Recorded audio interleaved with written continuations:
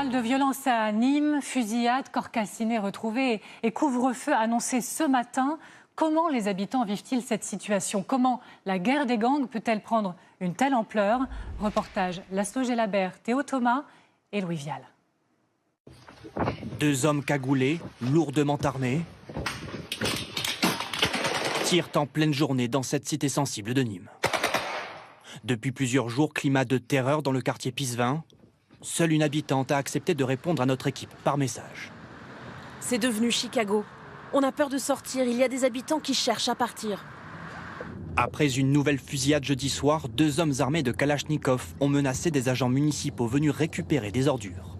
Les services de la ville et les pompiers demandent désormais une escorte policière. Ils ont exercé leur droit de retrait. Tout comme les agents de ce bureau de poste, fermé jusqu'à nouvel ordre.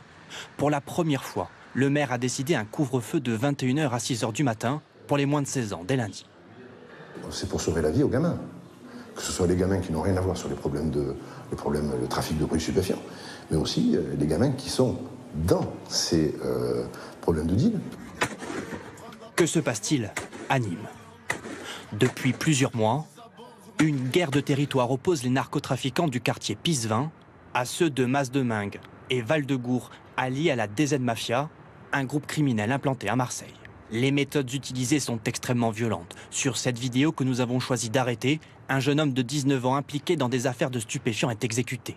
Des publications pour intimider ou même menacer les habitants, comme ce message anonyme diffusé sur les réseaux sociaux. Vous êtes tous prévenus. Il n'y a plus d'innocents. Faites attention à vous. On va tuer même les petits de 5 ans. Malgré des opérations de police souvent organisées sur les points de deal, les syndicats exigent plus de moyens. À chaque fois qu'on a eu des séries comme ça d'homicides, on a placé des CRS pendant quelques semaines dans la ville de Nîmes. C'est très bien ponctuellement, mais c'est largement insuffisant. Il faudrait une 50aine de policiers supplémentaires rien qu'à Nîmes. En attendant de nouvelles mesures, des renforts de CRS sont attendus dans les prochaines heures au sein du quartier Pisevin.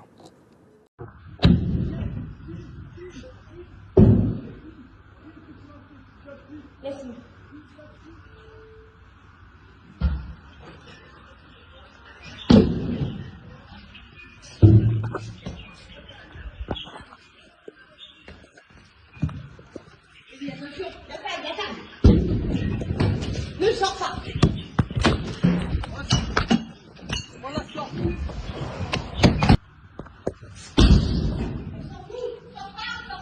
Ils ont des couteaux, ils t'attendent sur le côté, on s'en fout. Ne sors pas, ne sors pas, surtout ne sors pas.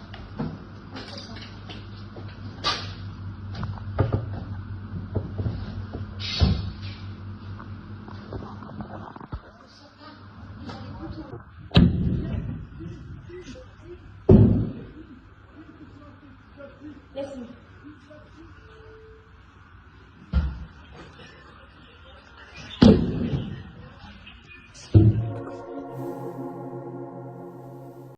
Nuit d'émeute, cette fois à Limoges, barricade sur la nationale, forces de l'ordre prises à partie et voitures défoncées à coups de barre de fer. Retour sur un déferlement de violence avec Francesco De Pacchi, Alexandra Vieira et Romain Dibiec. Retranchés dans leur voiture, ces policiers font face à une centaine d'individus cagoulés. Un individu en rouge. Il est un peu plus d'1 heure cette nuit quand pompiers et forces de l'ordre sont appelés dans le quartier du Val-de-Laurence, à l'ouest de Limoges. Un véhicule est en flammes, c'est un guet-apens, ils sont attaqués. Une centaine d'individus cagoulés, armés de barres de fer, de pierres et de cocktails Molotov. Dans le quartier, des véhicules sont également pris à partie, leurs habitants parfois réfugiés à l'intérieur. Une dizaine de policiers a été blessée. Il n'y avait aucun moyen de prévoir ce qui allait se passer. C'est juste une centaine d'individus qui ont envie d'en découdre avec la police, qui ont envie de se faire du flic. Ce n'est pas la première nuit de violence à Limoges. Le 14 juillet déjà, des affrontements avaient opposé forces de l'ordre et habitants du quartier. Le maire n'est pas surpris. C'est un quartier où la drogue a noyauté une partie de la population. Depuis 3-4 ans, nous avons des violences urbaines l'été dans ce quartier. C'est après 3 heures de violence cette nuit que le quartier a retrouvé son calme.